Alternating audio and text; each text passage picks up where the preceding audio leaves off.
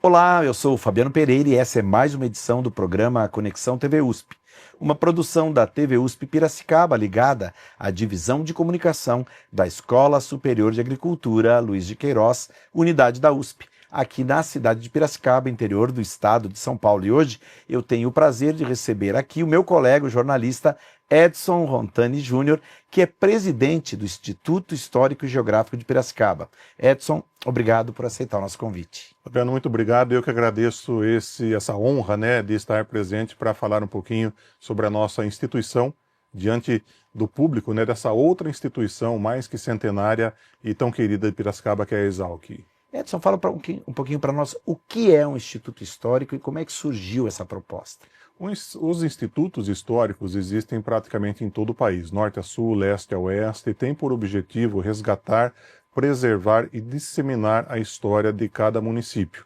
Piracicaba ele tem o seu próprio instituto que abrange não somente Piracicaba, mas cidades vizinhas, que até décadas passadas foram bairros, distritos do nosso município. O objetivo é fazer com que a história não caia no esquecimento. O papel principal é através de meios como jornais, produtos audiovisuais, filmes de celuloide, Super 8, VHS e DVD, resgatar uma história passada, porque nós vivemos, a vida é um eterno reciclar. As pessoas vão e vêm, a sociedade muda, os fatos do passado nos ensinam, inclusive, a não cometer erros no futuro. Então o objetivo disso é resgatar toda a história, seja com documentos para teses, muitas vezes de mestrado, doutorado, pós-doc, teses criminais, teses religiosas, inclusive, e outros assuntos que ajudem a população de Piracicaba e região a ter um registro. A única coisa que nós não fazemos, por exemplo, é a questão de passaporte, de cidadania europeia ou de outros continentes. Muita gente vai até nós perguntando de passaporte, de registro, isso é questão de cartório. Então nós não temos, mas toda outra história de Piracicaba nós temos catalogadas pelos meios mais convencionais, como eu disse, principalmente os jornais. E como é que funciona isso? Qual é a estrutura que o Instituto Histórico tem hoje? Como é que se compõe para conseguir dar conta de tudo isso, da documentação, da catalogação, da organização? Nós temos uma sede que fica no Jaraguá, bairro Jaraguá, pós-paulista, na rua Professor José Martins de Toledo, 109. Uma estrutura que abriga principalmente jornais. Nós temos jornais de 1882, que é o jornal Gazeta de Piracicaba, não o atual, o antigo, que tem uma ligação com o Barão de Resende, de 1882 até 1936. Todo o acervo do Jornal de Piracicaba, do jornal O Momento, o Diário de Piracicaba, a Folha de Piracicaba, temos os jornais impressos. Por quê? Porque ali está o registro diário da sociedade piracicabana. Com o passar do tempo, nós recebemos outros objetos, entre eles, principalmente filmes, papéis, fotografias, os antigos retratos, revelados, e o nosso desafio hoje é fazer com que não a pessoa vá até o nosso estabelecimento, o nosso local. Por quê? Muitos jornais, como eu disse, jornal de 1882, ele já está esfacelando. Então, se alguém for manusear, com todo cuidado, luva, máscara, gorro, ele vai acabar rasgando. Como já está alguns, inclusive, já estão alguns que foram restaurados com durex. Isso também ajuda a corroer com o tempo. O que nós estamos fazendo? Digitalizando todo esse acervo e colocando para consulta na internet. Hoje nós temos um canal no Flickr, onde nós temos 12 mil fotografias de Piracicaba, desde o final do século retrasado até os anos 2000, com o objetivo de propagar de forma gratuita e muitos desses arquivos em alta resolução, em PDF, com leitura de OCR, para que a população tenha acesso a uma coisa que não é nossa, e sim da população de Piracicaba. Então nós temos evitado hoje o contato físico, a pessoa ir até lá e falar, eu quero entrar, conhecer, revirar. Não, ninguém vai revirar nada. Primeiro que a gente é feita uma ficha de solicitação do que a pessoa quer, para ver se nós temos no nosso acervo também. Nosso acervo ele não é totalitário da história de Piracicaba, ele tem uma certa limitação. Outro dia nos procuraram sobre os varejões de Piracicaba. As referências são de jornais. Nos procuraram sobre a inauguração de uma escola de Anhumas, décadas atrás. Temos que procurar em jornal. Então o que acontece? Você vai ter que ler lá, página por página, tendo uma referência. Essa escola surgiu em 1976. O jornal é referência daquele fato cotidiano de Piracicaba. Perfeito. Agora, qual é a estrutura, com qual estrutura o Instituto conta hoje para poder dar conta de tudo isso? Porque é um acervo considerável, né? Sim, eu costumo dizer, inclusive, que ali nós temos amigos e inimigos. Inimigos são traças, cupins, né? Eu não sou de colocar, por exemplo, um livro, um arquivo histórico numa gaveta. Afinal, traça e cupim não tem cérebro, né? Só vai comer o produto para se alimentar, etc. e tal. Então a gente tem que ter uma preocupação com a preservação, com a climatização, né? Com a não exposição a raios infrasolares, né? A raios que vêm do dia a dia, dos fatores climáticos. Então o objetivo nosso é preservar toda essa história de forma catalogada, de forma individualizada, tá? É um trabalho cansativo, porque o Instituto ele não remunera os seus membros, não remunera os seus diretores. São todos voluntários que amam Piracicaba. Hoje nós temos 60 membros efetivos, praticamente todos nascidos ou que adotaram Piracicaba, mas que amam o município, através de publicações, de registros históricos, de tradição familiar, né? Então o foco nosso de toda essa manutenção é preservar isso para o futuro. Tá? Nós não pegamos um jornal e plastificamos, não pegamos um jornal e recortamos. Nós tendemos a ir principalmente para a questão da digitalização da informática disponível hoje. Nós, como eu disse, do Flickr, nós temos consultas, inclusive, não somente Piracicaba. Chegamos a 2 milhões de consultas através dessa plataforma, que são vistas na Inglaterra, com certeza de brasileiros que colocaram ali no Google uma pergunta, uma verbete, né? Nós criamos também vamos dizer assim, uma cópia do ChatGPT, que é o InyoChat, onde você coloca as informações que você busca ter como referência naquilo que você busca. Perfeito. Agora, tudo isso, então, hoje é feito, todo esse trabalho de digitalização, catalogação, tudo isso é feito por voluntários. Exatamente, principalmente por aqueles membros que compõem a diretoria do Instituto Histórico e Geográfico de Piracicaba. E parece que o Instituto ele é um imã, porque ele atrai o interesse de famílias que às vezes têm um acervo individual sobre uma personalidade, um político, um cantor, um músico, e quando ocorre o falecimento de membros da família, eles acabam sendo doados para o nosso Instituto, o qual a gente preserva na medida do possível e faz a catalogação, o registro, né, principalmente do acervo em tridimensional, né, ou de coisas como eu disse para você, fotografias, etc. e tal. Então é muito importante isso, porque isso tudo é uma história de Piracicaba, não compete somente a uma pessoa. Piracicaba tem diversos centros catalográficos individuais, familiares, né? Só que muitas vezes são feitos de forma de portas fechadas, né? Se Rocha Neto, um grande estudioso do futebol, tivesse deixado da sua residência esse material, ninguém teria acesso, né? Teria acesso somente aos livros que ele publicou. Isso foi doado para o Centro Cultural Marta Watts, que fechou as portas, mas parece que vai ser destinado para uma outra instituição aqui de Piracicaba. Então o objetivo é propagar isso e dar conhecimento à população, à sociedade civil. Perfeito. Estamos chegando aí aos 58 anos, é isso, da entidade. Quais são os grandes desafios do Instituto Histórico para o presente momento? Nós já estamos com 58 anos e um mês, praticamente. Tá? O desafio principal hoje é você lidar principalmente com a geração que já nasceu diante do celular, né? Nós publicamos livros físicos, 3 a 4, 5 mais ou menos por ano, sobre a história de Piracicaba. Nosso desafio é fazer com que essas pessoas leiam esses livros. É claro que esses livros são publicados também na versão digital, em PDF, uma espécie de e-book, não é uma edição específica da versão digital, é simplesmente a versão que foi para a gráfica no formato PDF. Isso dissemina mais a sua propagação, a sua leitura, totalmente gratuito. Tá? O principal desafio também que eu vejo hoje é fazer com que a geração que hoje está na faixa de 20 anos se interesse por aquilo que nós estamos fazendo. Nós temos membros hoje na faixa de 50, 70, 80, 93 anos. Estou falando de uma faixa bem já avançada, que com o tempo se vai. Todo mundo vai falecer um dia. Nós precisamos de renovação, só que precisamos, logicamente, do interesse dos jovens em manter essa bandeira em pé.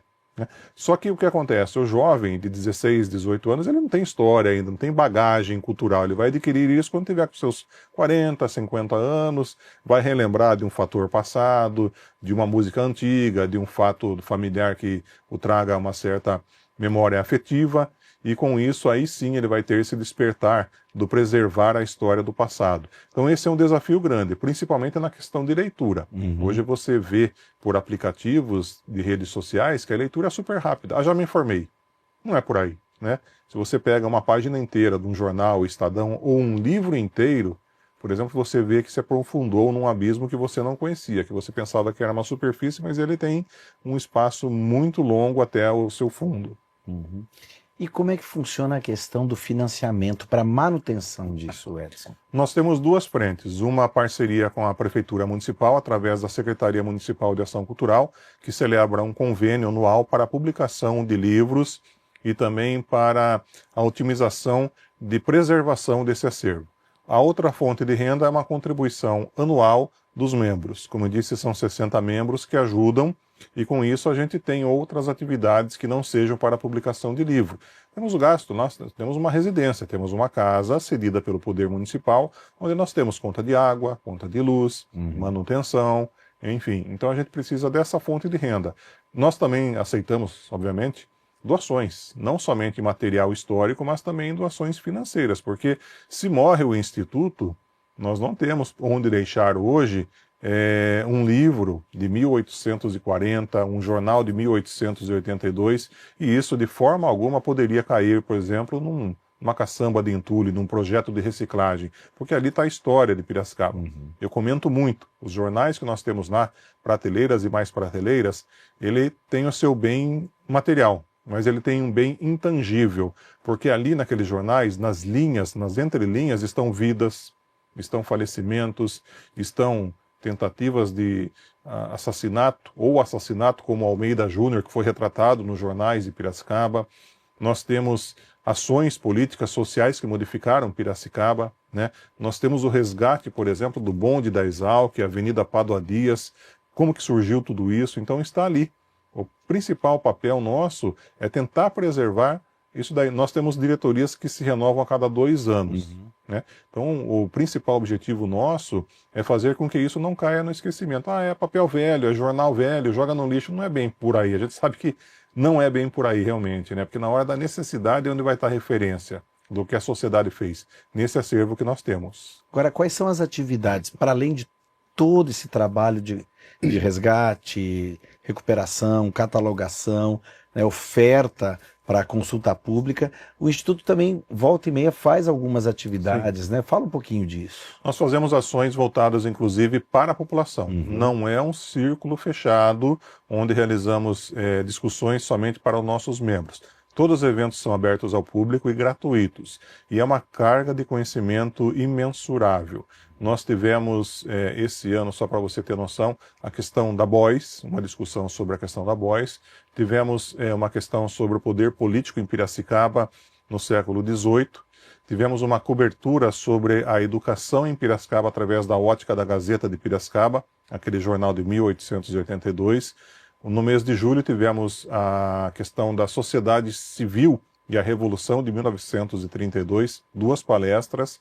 Semanas atrás tivemos a discussão do papel da educação, o excesso de futuro e a ausência de presente. Inclusive discutindo a questão da adultização, que nós vimos aí que recentemente caiu nas mídias, na mídia nacional, né? Então nós tivemos também o ano passado, 2024, apresentações como, por exemplo, o liberalismo em Piracicaba, a trindade da Câmara, na época do Prudente de Moraes, a discussão do engenho central, da Sesmaria até o parque atual que hoje usufruímos. Então o objetivo é resgatar essas questões e com certeza em cada apresentação uma novidade é apresentada, descoberta por um de nossos membros, que quando a gente vê que está tornando-se interessante, a gente vai e puxa como autor. Vamos fazer um livro? Vamos discorrer mais sobre esse assunto? Então esses eventos são abertos à população em geral. Perfeito. Conexão TV USP, hoje conversando com o jornalista, presidente do Instituto Histórico e Geográfico de Piracicaba, Edson Rontani Júnior, vai para um rápido intervalo, mas volta já, não saia daí.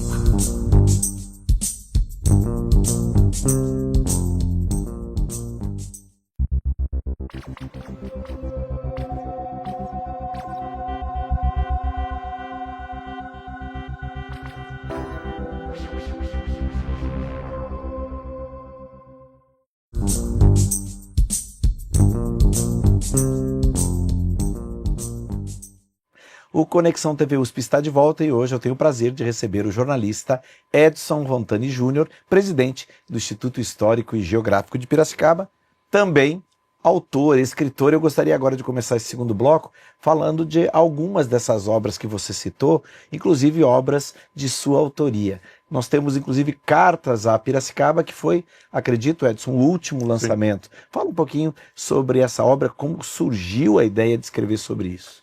O livro Cartas a Piracicaba, na verdade, ele é um testamento meu, da minha família, para Piracicaba. O que é Cartas a Piracicaba? São poesias, poemas? Não, são relatos dos piracicabanos fiéis, inclusive fidedignos, naquilo que a gente chamou de Revolução Constitucionalista de 1932. Há 93 anos atrás, os jornais não tinham seus correspondentes. Não tínhamos facilidade como temos hoje. O único meio de comunicação que vinha dos frontes de batalha eram as cartas dos piracicabanos que estavam combatendo, principalmente nas divisas com Rio de Janeiro e Minas Gerais, e que mandavam seus sentimentos através do papel, através de cartas, correspondências entregues ou aos jornais locais ou às suas famílias. Então, Cartas a Piracicaba faz um relato de algumas dessas milhares de cartas que vieram de piracicabanos que morreram, mas que mandaram alguma coisa para os seus familiares, de algum relato pessoal, de algum relato sobre o combate nessa revolução e assim por diante. Em contrapartida, no meio do livro, eu cito, logicamente, personalidades que combateram através de depoimentos de seus familiares, cito como que Piracicaba vivia na época, cito, por exemplo, a construção do monumento ao soldado constitucionalista na Praça José Bonifácio, uma obra do Lélio Colutini, o mausoléu no Cemitério da Saudade, e assim, é um livro sobre a Revolução de 32. Eu fiz um relato de 3 meses. A Revolução, ela começou no dia 9 de julho e terminou no dia 2 de outubro. 3 meses intensos, trouxe mais mortes para o Brasil do que mortes que tivemos na Segunda Guerra Mundial. Foram mais ou menos 2.000 pessoas que acabaram sendo vitimadas por essa revolução, enquanto que na Segunda Guerra Mundial foram cerca de 600 pessoas que faleceram, né? Então, tivemos um componente importante. Piracicaba foi uma das principais cidades do interior paulista a enviar, eu não falo combatentes, mas voluntários para esse levante que foi a última insurreição armada do país. Mas por que você escreveu esse livro? Porque eu perdi um tio-avô com 17 anos nessa revolução. Ele fugiu da sua casa, do seu seio familiar, para se voluntariar em 32. Na primeira vez, o meu bisavô, pai dele, conseguiu resgatá-lo na estação de trem da Paulista. Na segunda vez, onde ele veio na Exalc. Da Exalc ele foi para São Paulo. Aí não tiveram mais contato com ele, onde que ele está, onde que está para lá. De lá ele foi para Cruzeiro. E se não me engano, dia 17 ou 21 de agosto de 32, ele foi colher bambu, por uma ordem do superior, para poder fazer uma trincheira, cobrir a trincheira. E nisso ele pisou no bambu e fez o barulho, trac. No que foi feito esse barulho, no que saiu esse barulho, a tropa inimiga fez uma metralhada, uma rajada de metralhadora, e um dos tiros atingiu a jugular. Ele faleceu 2 dias depois. Então eu ouvi, nesses quase 60 anos de vida, a família comentar sobre essa perda. né? Em consequência da perda desse meu tio, Natal Meira Barros, eu perdi a irmã dele, uma outra tia que eu também não consegui, porque morreu de depressão na época, a Ivone Meira Barros. Então, eu fui crescendo, ouvindo, alimentando, fomentando essa questão. Falei, eu não posso deixar cair no esquecimento. Criei um blog no início, um perfil no Facebook, depois que nós criamos o livro Cartas a Piracicaba, que traz, inclusive, se você me permite, Claro. referências a Exalc. Nós temos aqui na página 200 uma fotografia da Zenaidinha, a Zenaide Camargo de Nogueira de Lima, filha do Sebastião Nogueira de Lima. Ela foi a princesa, a rainha, na verdade, dos estudantes da escola agrícola, que ainda não era Exalc USP, né? Ela foi rainha dos estudantes, saudando, inclusive, os voluntários com uma bandeira e uma acompanhante segurando uma sombrinha. Uma foto bem icônica aqui da participação da escola agrícola, então escola agrícola, nesse levante de Piracicaba. Muito importante esse relato, pelo menos do meu ponto de vista. Fica como doação de um sentimento para Piracicaba, para consultas futuras, inclusive. Agora, existem também outras publicações, né? Você traz aqui a foto e a história, também de sua autoria. Fala um pouquinho sobre essa obra. A foto e a história é o seguinte, você pega uma fotografia antiga e o que ela representa? Ela representa uma história. Então a foto representa uma história contada embaixo.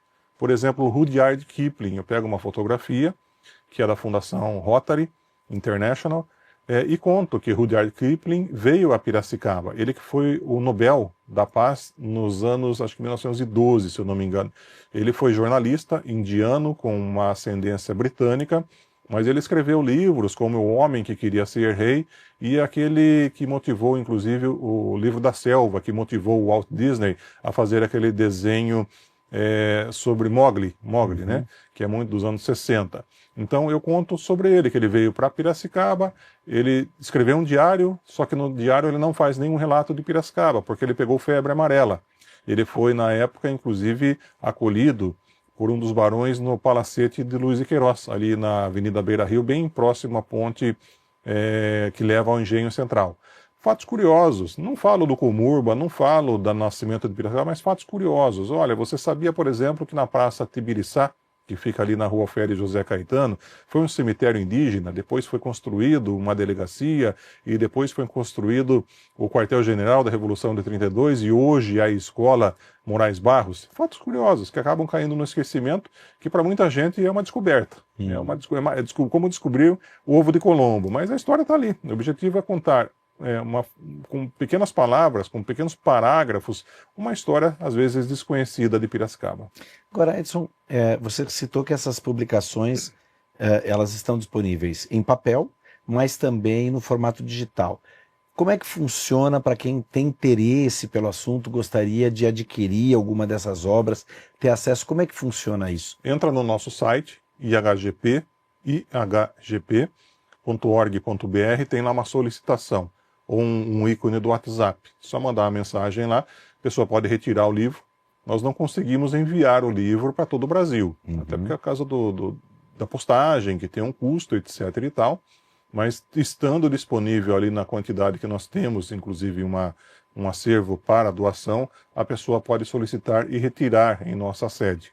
Tá? Eu comento um outro livro que nós lançamos ano passado, do Fábio San Juan e Romualdo Cruz, que é a Modernidade Caipira, que é um livro comemorando-se os 100 anos da Semana da Arte Moderna de 1922. Mas você vai falar só sobre os modernistas? Não, nós vamos falar sobre os passos que os modernistas deram aqui em Piracicaba. É muito importante, pelo menos 10 desses modernistas tiveram um vínculo com Piracicaba. Um foi casado com uma piracicabana, outro viveu na casa aqui de Piracicaba, onde hoje é o Senac, ali na Santa Cruz, com o Dr. Otávio Teixeira Mendes. Eu não vou entrar em detalhes, porque compete a curiosidade do nosso telespectador poder pegar esse livro.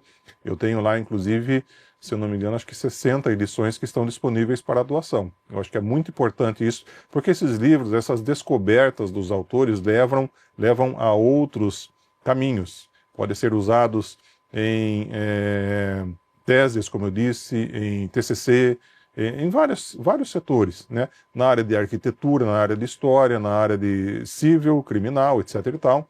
Enfim, é muito importante. E essas descobertas são feitas como? Lendo, com certeza os autores leram a Revista do Brasil, que Monteiro Lobato escreveu, leram outras referências da época da Semana de Arte Moderna, e assim por diante. E nós queremos, com esses novos autores, resgatar inclusive expoentes novos. Como eu disse, Fábio San Juan, Romualdo Cruz, são expoentes que estão aí. Um é professor de arte, o outro é jornalista, que tem um viés que nós não temos, que enxergam aquilo que a população em geral não enxerga, mas que tem acesso, inclusive, a uma fonte de informação muito preciosa.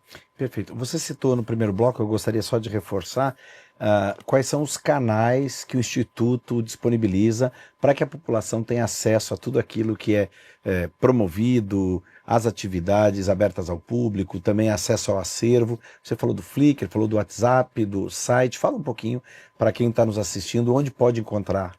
O institucional ele está no site ihgp.org.br. O social você vê no Facebook e no Instagram, IHGP Piracicaba. Então tem 2 P's na sequência. IHGP Piracicaba, exatamente. É o perfil nosso no Facebook e no Instagram. Temos o YouTube, tá? O YouTube tem alguns resgates de VHS, de DVDs antigos, de filmes de celuloide, de filmes de Super 8, que nós colocamos de quinta-feira a cada 15 dias. Uhum. Então tem um filme novo, um vídeo novo estreando. Semana passada entrou um filme sobre o cururu, a cantoria de cururu na Praça José Bonifácio, que tivemos nos anos 90, que também é uma tradição histórica. Tá? Então nós somos ecléticos, não pegamos somente uma questão. Nós, se você me permite, nós em breve, agora setembro e outubro, estaremos estreando o podcast através de um aplicativo de rádio e também um videocast através do YouTube, para expor esses novos pensamentos. Né? Eu sou de uma geração que viveu nos anos 80. Então, por exemplo, eu gosto de ver fotografias antigas do shopping, inauguração do Shopping Center Piracicaba, do movimento Salve o Rio, do que mais? De inauguração de outros shoppings, nós tivemos o Shopping Cidade Alta, Shopping Ziliate e Paulistar. Então a gente fala, pô, mas só temos isso? Não, a gente tem um pouco mais. Ninguém lembra-se, Fabiano, por exemplo, do Sambódromo de Piracicaba, que foi construído aqui entre 1998 e 2001. Ele ficava na Estação da Paulista, igual o Sambódromo que nós temos no Rio de Janeiro e São Paulo. Então, assim, quem viveu, quem subiu naquelas arquibancadas, ao ver as fotografias vai lembrar, vai tirar aquela massa cinzenta, vai dar uma chacoalhada na massa cinzenta e falar, nossa, eu fui lá com, como eu disse para você, o objetivo de resgatar a emoção afetiva das pessoas, né? A memória afetiva das pessoas.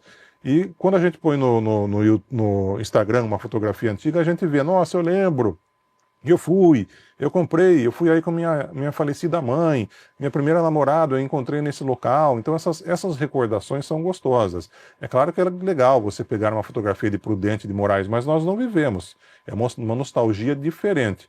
Então nós procuramos resgatar, por exemplo, fizemos um memorial dos 50 anos, 74 a 2024, em comemoração aos 50 anos da Tribuna Piracicabana, onde na primeira edição nós colocamos a instalação do Visconde, aquele avião que ficava no zoológico. Muita gente comentava, nossa, eu entrei no avião, servia lanche, passava filme. Outra época, parece que o passado é mais gostoso do que o atual. Então o objetivo é esse, a gente quer fazer através disso daí. Nós temos coluna no Jornal de Piracicaba todo domingo, resgatando a história de Piracicaba, o Instagram, o Facebook. O Flickr você falou também. Flickr, põe no Google, Flickr e IHGP Piracicaba. 12 mil fotografias digitalizadas. Se você clicar na fotografia do lado direito, tem ali 5 resoluções. Internet, média, alta, extra grande. Você pode, inclusive, baixar as fotografias e fazer um painel gigante, de forma gratuita. Eu quero colocar no quintal de casa, na minha geladeira, você pode baixar, que ela está em altíssima resolução. Tudo free, direitos autorais free, são de responsabilidade do Instituto. Tá? Então pode ser feito, claro que a gente pede que as pessoas que usarem publicamente citem um ponto de referência. Já foi falado em diretoria, reunião de diretoria, de colocar uma marca da água. Eu sou contra, tanto que eu não coloquei. Porque daí perde um pouco o objetivo. Mas a propagação. Propagar uma coisa que não é nossa é do povo. Então está ali à disposição. Né? E outros, praticamente a gente está em todos essas mídias sociais hoje aqui de Piracicaba. Nós pegamos, como eu disse, através das mídias digitais a juventude, e a antiga juventude através do jornal impresso ainda, que continua lendo. Tribuna, Jornal de Piracicaba e outros veículos da cidade. Perfeito. Edson, mais uma vez, muito obrigado por aceitar o nosso convite e parabéns pelo trabalho. Agradeço, viu, pela atenção e o Instituto é de Piracicaba, tá? Está à disposição para todos, toda a contribuição é bem-vinda. E eu agradeço também a você que nos prestigiou em mais essa edição. Lembrando que as suas contribuições são muito importantes para nós. Envie suas dúvidas, críticas, sugestões, comentários através dos nossos perfis nas redes sociais. Nós nos encontramos no próximo programa. Um abraço e até lá. Tchau!